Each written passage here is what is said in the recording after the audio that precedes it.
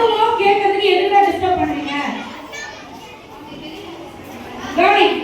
அப்போ அந்த அண்ணா என்ன செஞ்சாங்க, அவங்க வீட்டுல அவமானப்பட்டு அந்த இடத்த விட்டு கடந்து போனாங்க. இன்னொரு முறை அவர் ஒரு பாழஸ்ட் பில்டிங்ல போயிட்டு இருக்கும்போது என்ன வந்தது, பாம்பு வந்தது. ஆனா அந்த பாம்பு அவர் ஒண்ணுமே செய்யல அப்படின்னு பார்த்தோம் இல்லையா. அதுக்கப்புறம் அவரோட கூட அவரோட அந்த தாழ்மையான குணத்தை பார்த்து அமெரிக்கால இருந்து வந்த ஒருத்தர் அவர் கூட ஃப்ரெண்டா இருந்து அவர் கூட சேர்ந்து என்ன செஞ்சாரு, ஊழியம் செஞ்சார்.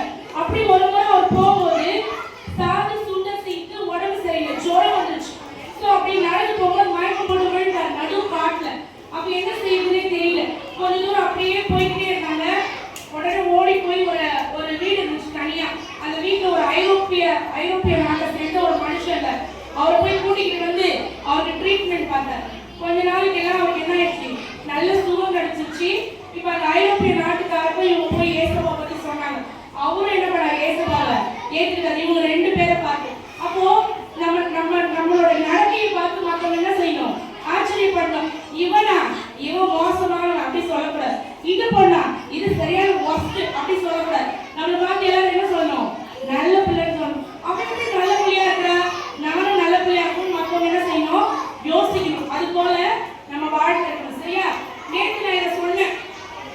ஒரு இடத்துல போயிட்டு ஏசுவா பத்தி சொல்லும்போது என்ன பண்ணாங்க, அவரை கல்ல தூக்கி அடிச்சாங்க. உடனே அவரு சண்டைக்கு போனாரா, எவ்வளவு நன்றி. நீங்க என்ன செய்றீங்க, உங்க ஃப்ரெண்டு கிட்டே சண்டை போடுறீங்க. ஆனா இவர் பாருங்க, கல்ல தூக்கி அடிச்சவர்கிட்ட கூட சண்டைக்கு போல. கவனி கேர்ள்ஸ், ஓய் இங்க பாரு பாப்பா, அவர்கிட்ட சண்டை போடுறவர்கிட்ட அவர் என்ன செய்யல, சண்டை போட. சரியா. அவருக்கு போய் உதவி செய்யல. என்ன நடந்துச்சு தெரியுமா, அடிச்சார்ல, அவருக்கு தலைவலி வந்துச்சு. அவருக்கு பதில் இவர் போய் வேலை செஞ்சார். கழனியில வேலை செஞ்சு அன்னைக்கு ஃபைனலா முடிஞ்சிருச்சு. முடிஞ்ச உடனே யார் யார் எவ்வளவு அறுத்துருக்காங்க அப்படின்னு கணக்கெடுத்தா யார் தெரியுமா நிறைய அறுத்தது, அந்த கல்லுக்கு அடிச்சாரு அவருக்கு யார் வேலை செஞ்சது, கதை புரியுதுல உங்களுக்கு. சுந்தர் வேலை செஞ்சதுனால அந்த அச்சாபார் அவனுக்கு நிறைய விளைச்சல அறுவடை செஞ்சான். பாத்தியா. அப்ப தீமை செஞ்சவங்களுக்கும் சுந்தர் என்ன செஞ்சாரு, நன்மை செஞ்சாரு. நம்ம செய்வோமா, அப்படி செய்வோமா, நம்ம மற்றவங்க நமக்கு தீமை செஞ்சாலும் நம்ம நன்மை செய்யணும். அவரை பார்த்து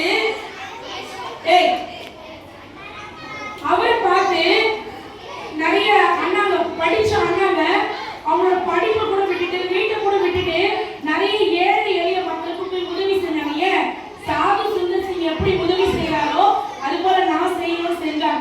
இதெல்லாம் எங்க நடந்துச்சு தெரியுமா, டெல்லியில. எங்க, டெல்லியில நடந்துச்சு. பாரு, சாது சுந்தர் சிங் வந்து எங்க போறாரோ அங்கேயே அவர் என்ன செய்யல, அவரோட லைஃப்ல முடிச்சுக்கல. ஒவ்வொரு இடமா அவர் என்ன செய்யறாரு, ஆண்டவரை பத்தி சொல்ல போறாரு. ஒரு சமயம் அம்மா இப்படி அப்புறம் கவனிக்க ஃபுல்லா கதை தான் வரும், கவனிச்சீங்கன்னா புரியும். ஓகேவா. ஒரு சமயம் அவரு திபெத்